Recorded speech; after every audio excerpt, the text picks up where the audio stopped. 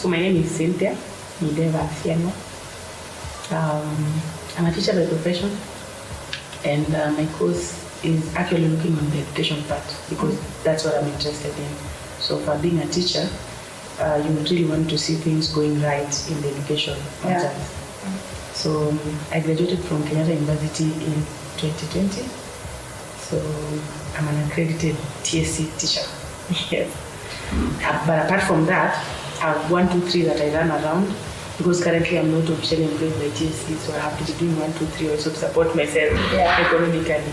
So I would say I'm a human rights activist, a mental health expert, an empowerment professional on young women and girls.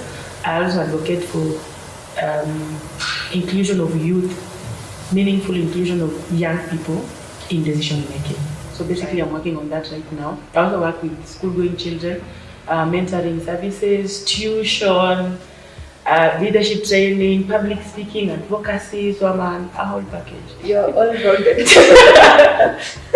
I'm a whole package. I'm a vibe. So yes, that you are. So what is your course about? So what are we going to discuss about? What we're going to discuss about today is the affordability of education. Yeah. Yes. I've realized that education has become so expensive in this country. It's not the way it used to be some years back. Right now, for a child to go to school, parents have to be really moneyed. So even if the parents are not moneyed, maybe a relative or well-wishers should just come in to support that child to go to school. And so we are looking at ways in which this education can be affordable for all the children. It's not even bridging the gap between the poor and the rich, because that gap will never be bridged for a whole period of time. Even if we try right now, we won't manage. But let's just say, just the same way that rich people can afford education, it's the same way that these poor people can afford education. So you said you attended a school in KO. Yes. And did you have any sponsorship or help? For university? Yes. University, my only sponsorship was HELB, Higher Education Loans Board. Yeah. Yes. That's the only way. How would you say it has impacted your life so far? I would say HELB really impacted my life because, number one, I wasn't even sure I was going to join university because of the cost implications. So I was looking at myself because I had seen the way I had struggled in the previous years. Through school, primary school was a very big struggle. High school, I got a scholarship. So then after I finished, but even when I got that scholarship, my mother was very sure I wasn't going to join school. But then so that scholarship shocked her. Kabisa. Yeah. And then I went through the 4 years. Now, when I was to join university, I knew very well I wasn't going to join. And then I was told, no, people normally apply for HELB. Though HELB delayed, the first semester it didn't come. So my sister is the one who mobilized funds from her friends, and then I was able to join university. But then from that time, HELB came in. At least it used to pay school fees. Yes. As you've said, it's not only about the matter of having sponsorship, but people also don't have information that they can apply for help. Yes, people don't have information. Mostly people from the grassroots, they lag behind in terms of information. So I'm aware of a good number of them who we finished school together with, though not in the same schools, but then they didn't join university, yet they had met the cut line of the marks to go to university. Could you share an example of how getting help and affordable education has impacted your life? It has really impacted my life because you see, right now, for anyone to be seen out there in terms of education, number one, you need to have a degree. Like it's the very basic of levels of education. So for me, I always wanted to be a career person. But some years back, I was thinking of better careers because I didn't know what career was at that time. But then I really wanted to be a career person. So I knew very well to be a career person, number one, you need to have a degree. So I really wanted to go to university and acquire a degree. I would say it has impacted my life because in every level of education, you meet new people, you meet new opportunities. So university education opened up my opportunity base, opened up the people I interact with. Now I have friends, I have lecturers, I have people that I used to meetings that I attended when I was in university. So it has impacted my life positively. Yes. Yeah. For me, I think going to campus also was eye-opening because you get to meet different people. Yeah. You get to meet people from different backgrounds. You know, if you come from, let's say, where you were born in Nakuru, like I was, and you studied in Nakuru and you went to high school, primary high school in Nakuru, and then you get to come to Nairobi, maybe, and experience different people. Because I remember in my campus class we had different kind of people, and right now they're doing different things. And to some extent, some are helpful, you know, like maybe you need something, you have a connection with someone. You have a connection in all areas. Yes, and you have, it sort of broadens your perspective and you get to interact with people from different backgrounds. So I think that is a great thing. It gives you amazing opportunities and opens your eyes and you can see the world. Because when I was joining campus, I wanted to be a journalist. And then I got to campus and I realized it's not just about being on TV. Yes. I'm a big behind the scenes, taking the videos and stuff. You can get into TV production, like podcasts, and write articles on websites, which amazing because now my mind was narrow, but now when I got to campus and learned all these things, now I knew. Yes. Now you can imagine, even with help, I really struggled because that help money was just enough to pay for tuition fees. Other cost implications in the university, acquisition of learning materials, where you stay, in fact where you stay, because you won't have hostels. Like most universities don't have enough accommodation for all their students. Yes. So at least for the first year you will be accommodated in the university, in most of the universities. Though there are other universities that don't even offer accommodation. Accommodation is need-based. I also think we should really look at what is need-based. Yes. Who merits to be given this and who doesn't merit. Yeah. So if help, I had help at that time, and it was only enough to pay for tuition fees. Now the rest of the things, you are on your own. You pay tuition fees, ensure you attend classes, but also ensure that you have a place to live. Ensure that you are eating, very important. You have to ensure that you are eating. Yes. Where will you eat from? And by the way, we've not calculated the cost of what are you interested in? Yes. Like, how are you getting to school? How are you getting to school? Like, for example, you live far from the university. Yeah. Of course, it's not advisable to live far. But then, if the hostels are full here, you go to find another option where you're going to live. Which is relatively cheaper. Yes, which is relatively cheaper. But then, when you put in now transport costs, it gets back to where we are coming from. Yes. So this is going to negatively affect most of the students, if not all. Yes. There are those who can afford to pay for fees, but when you factor in other costs, they will be stranded. Yeah. And then there are those ones who are not able to pay for tuition, not able to pay for accommodation, not able to even afford food. Life is going to be difficult for these students in school. I'm talking this from a point of experience because I saw my fellow students dropping out of school. There's one who dropped out at third year because she got into a relationship simply because she couldn't afford a place to live. So she went to live with a man. So they had to cohabit. Yes. Was the man a student as well? The man was a student as well. So when you live in the same house with a man, definitely there is a pregnancy going to come up. Yes. So she got pregnant.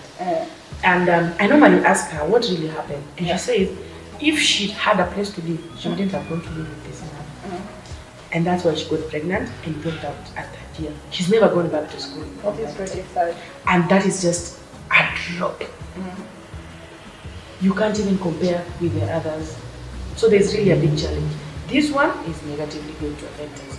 I asked someone and they told me the government is just trying to, the government is coming up with a way of ensuring that the rich can pay for their education and the poor will get support from the government.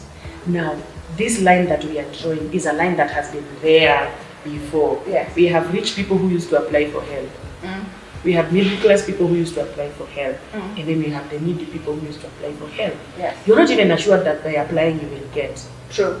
Now this one is coming up as need-based. Mm. How are we going to ascertain the level of need for a student for you to be able to give them? Because the need-based, the government says it's based on scholarships and grants and government loans Yeah. that are need-based. Now this need-based is what we need to know. How are they going to ascertain the level of need? Probably, you've applied for scholarships before? Yes, but I did not get one. I did not So, get one. I have applied for so many scholarships. Even after I finished primary school, the one I got is the one that I never thought I was going to get. Which But one? I was sponsored by Equity Good Foundation, Wings to Fly. But before that, I had gotten another scholarship which I had applied, attended interviews, review was done, selection was done, and then I was told. But by the time they came to me, I already had gotten another scholarship by Wings to Fly, Yeah. and we were already in Nairobi launching the. By the way, that was my first time to come to Nairobi. We were already in Nairobi launching the scholarship. Yeah. So I told them, can I give you someone else Uh, who had also applied for the scholarships and didn't get? So I was even thinking, can I fix someone yes. in this one that I got Eh. and I'm not going to? But I said, no. They have their list, so they were going to follow. So you see, even when you apply for scholarships, you're not really sure you're going to get. Yes, They true. still come up with need best. Are you needy? Mm. They normally do, most of the organizations normally do home assessments. So for me, they came to my home and they saw for themselves, Yes. I think, what they wanted to see. But I know of someone whom they went to their home and they saw what they saw, which was relatively closer to what they saw in my home. But the And other she person wasn't did not- picked. Ah. So that's where we are coming from, and that's where we are going to. It's going to negatively affect most students. And by that, education is becoming extinct. How do you define someone who's deserving? Yes. Because even when we talk about people who cannot afford it, we have different aspects. Kuna mwenye completely can't afford it, and they don't have friends and well-wishers who can come through for them. And there's someone else who can have well-wishers and friends who can come through and at least get something. So does it mean if the well-wishers get you like half of the fee, you're not going to get support from the government or from the health loans and stuff like that? So how do we define the deserving party? That part of defining the deserving party is where the line will be drawn. Because there are people, there are those who are considered middle class and they have many children. Yeah. They are middle class, they can afford my education, Yeah.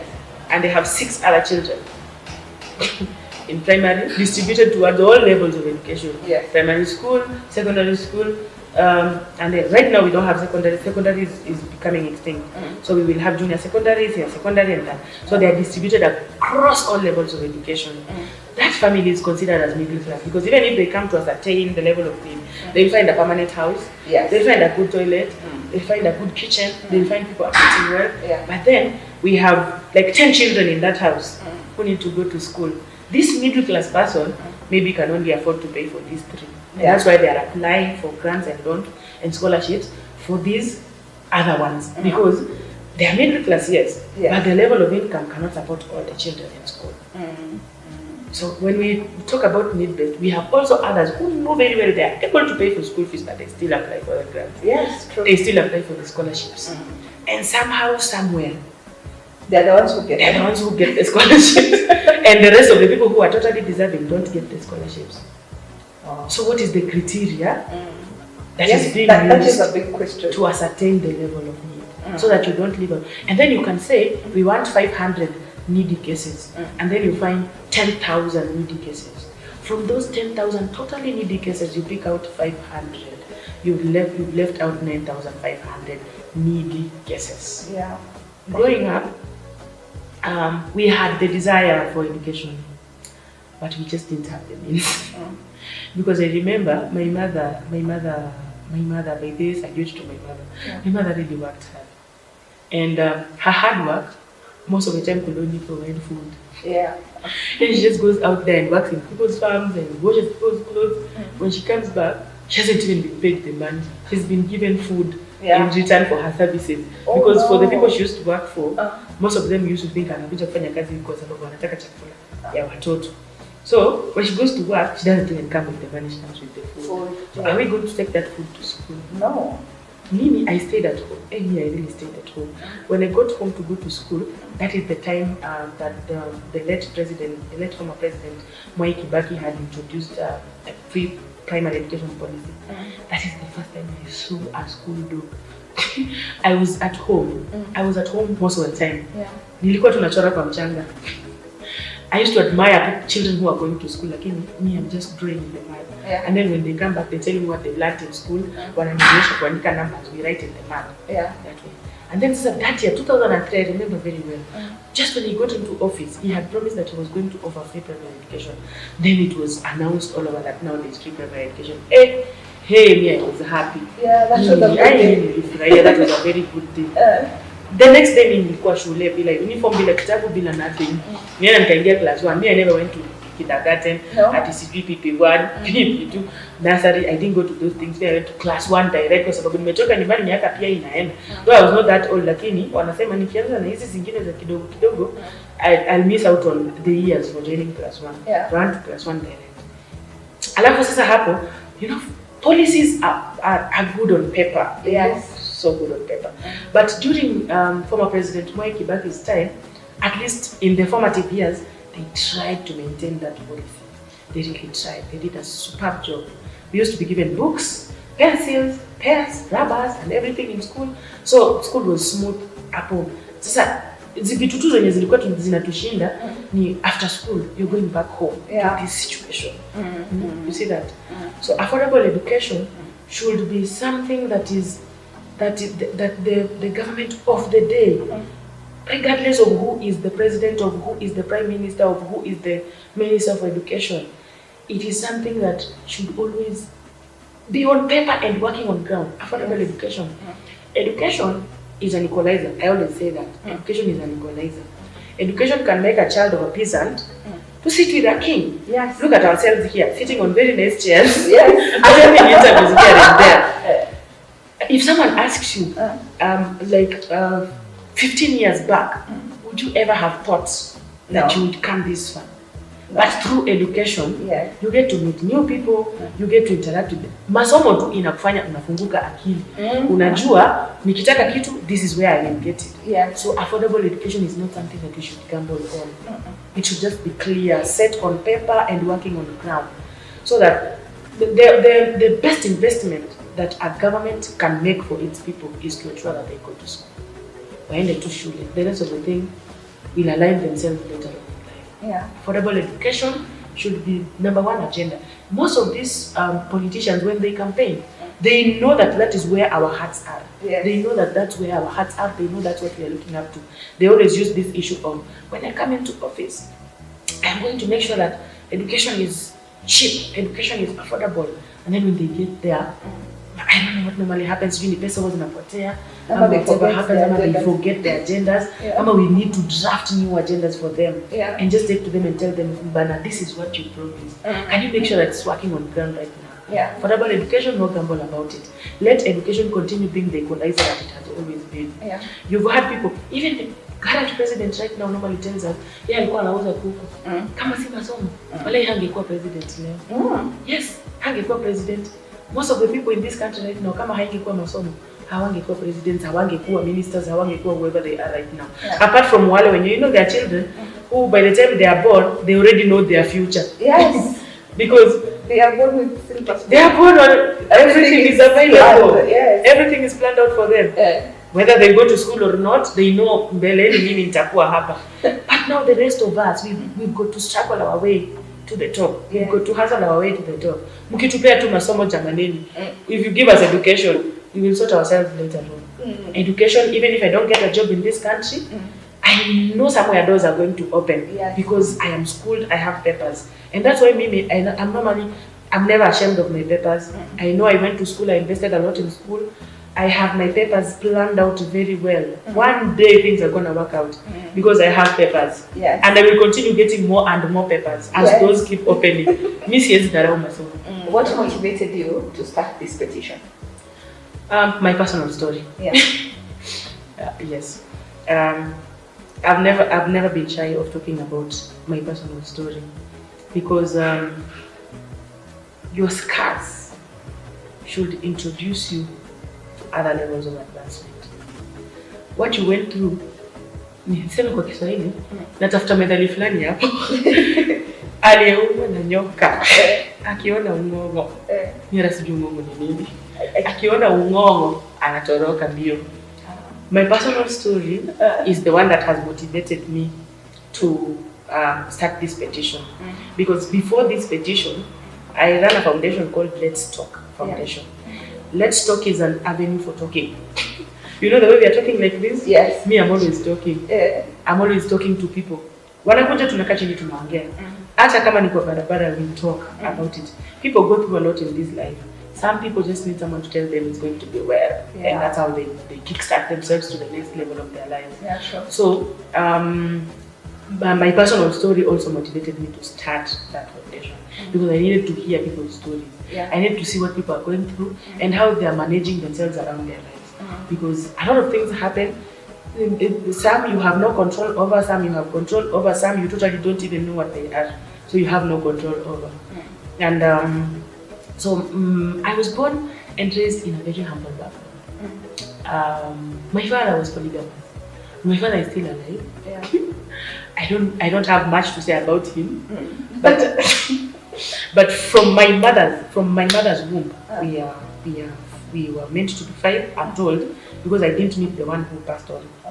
So, but we are 4. Yeah. So the 4 of us have gone through hell, a lot of hell. My father, when I was growing up, I was told that he used to work in the army, and then he was interdicted. Oh my God! I don't know why. So he was interdicted, and when he was interdicted, he became area chief. You know how chiefs normally behave. So surviving wives, I know too. Right now, one has a boma for themselves, and then we have our own boma. But let me talk about my mother because my mother is the one who's got us through this. The rest of the things is history that I don't want to repeat. So I saw how my mother used to struggle.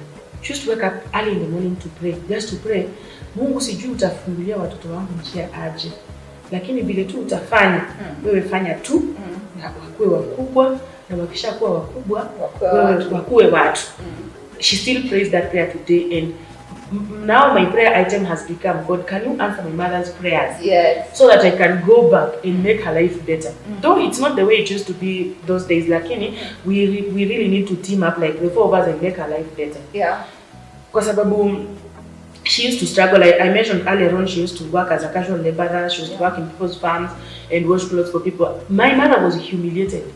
For the longest time, my mother was humiliated by people she used to work for. Anaenda anafanya kazi kwa shamba ya mtu. When she's leaving, she's not paid. And then we were, let me say, we received part of that humiliation because amedai pesa yake for so long, and then she said, sasa enda waambie mama nani akupatie pesa uniletee. And then when you go, kitu tu mtu atakwambia, you just go back home crying. Yeah. And imagining what my mother was told, that she had to send us now as children to go dai pesa yake yenye alifanyia kazi. So you can imagine the whole period through school was just struggles. Mimi nilikuwa nafukuzwa shule mpaka nashangaa.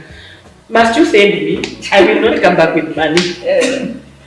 So, lakini some of the teachers are understanding and some are just cruel. So they don't want to know whether you will come back with money or not. But again, I used to understand kwa sababu sasa pia shule lazima irani. Na bado tulikuwa na free primary education. Yeah. Na bado tunatumwa nyumbani tuende kuleta pesa ya tuition, ya chakula ya lunch. Na pesa ya desk. Na pesa ya desk. I'm even asking myself, I didn't eat last night. This morning, you're sending me back home to bring money for school lunch. There is no lunch at home. Yeah. So where am I going to get that money from? So that story, I remember when I was in class 6, a new teacher, class 5, a new teacher came to school. Yeah, alikuwa ametoka kufundisha huko Nairobi. So he was so much in line with the Nairobi school and how kids used to eat well in schools. Vitu kama hizo. So that teacher is called Sir John. Sir John is my personal mentor. until now. Wow. Because when he came to that school, me I saw someone who embraced me mpaka nilikuwa nashangaa. Kwani this one has come from where? Heaven sent. Hey, this one is heaven sent. Yeah. But I was a bright student. Yeah. Me I was number 1 from class 1 mpaka nikamaliza class 8. Wow. So I think alikuwa anapenda wanafunzi bright. So wakati alikuja tu akaona this one who listens keenly in class, does all assignments, exams zikikuja hapo huko on top, me I need to hold this one. That teacher held my hand from class 5 until the time I finished class 8. Wow.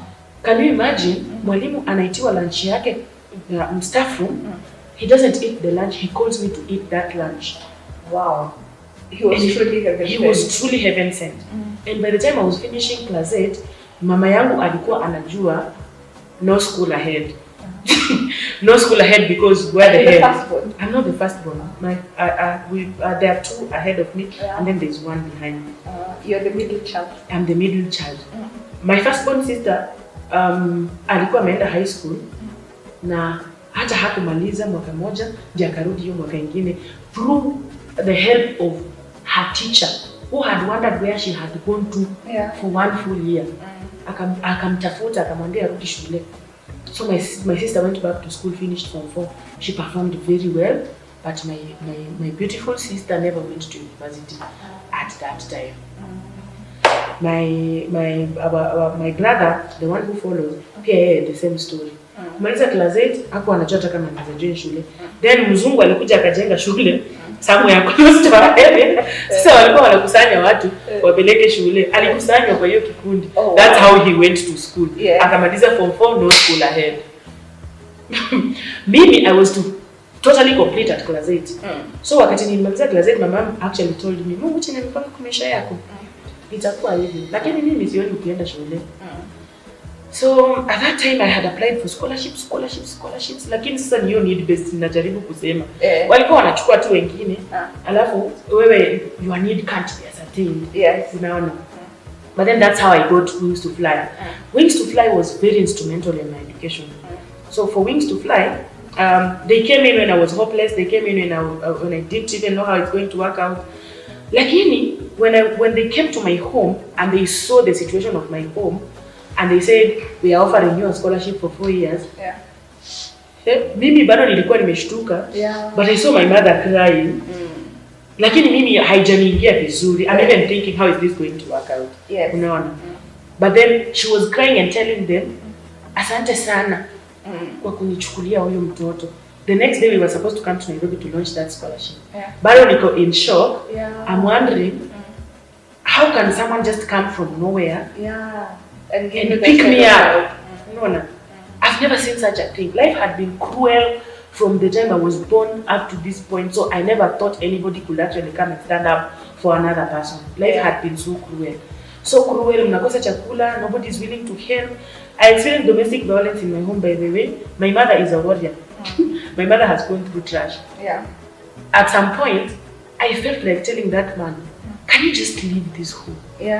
Like, can you just leave and go?" Besides, you have a lot. Yes. Just go to the other Can one. you just go to the other one and stop coming? Because alikuwa anakuja once. Na hiyo once akikuja, ni akiingia hivi mlango nyinyi mnatokea ile nyingine. It's chaos. It's chaos all over. So I used to wonder, sikuwa tu huko. Basi hata ukiacha tu na amani. Kwa sababu we are already struggling mentally. By the way, people always watu wana underestimate the mental pressure that they put on children. Unaweza imagine a 10-year-old me ninatafuta an abandoned home, niende tu nikalie na hata sijui ninalia nini. So I knew life ilikuwa inaenda hapo. But then when I got this scholarship, I saw light. I was taken to a prestigious school. By the way, I had been admitted to a national school. Na nilikuwa najua siwezi enda. So we paid school for the whole 4 years. They used to provide shoes, shopping, pocket money, fare to and from school. Mimi mpaka nikashangaa kwani hao walitoka wapi? That is amazing. That's what we were talking about, like cover all aspects, not that just the tuition. Not just the tuition. Wings to Fly salute to Dr. James Mwangi. He's doing an incredible job. Wings to Fly is still admitting until this point. Na mimi huwa nasema that's the only way you can help students. Umepeleka mtu shule, umemlipia school fees, hana fare ya kwenda hiyo shule hata waienda. They used to cater for transport, books, all learning materials. Yeah. I remember tulikuwa tunaandikiwa a list of required items in school, the principal stamped, and I just take to the bank. And when I'm opening school, they just give me all that I needed, and I go back to. They even gave us parents. Yeah. They even gave us foster parents in the bank in case you have anything you need someone to talk to. You have someone you can share your. They used to take us to school. Wakiona mzazi, because my mother sometimes alikuwa na pressure, sickly. So walikuwa wanasema, if your mother can't take you to school, we'll take you to school. Wow. And that's how I began my journey of advocacy.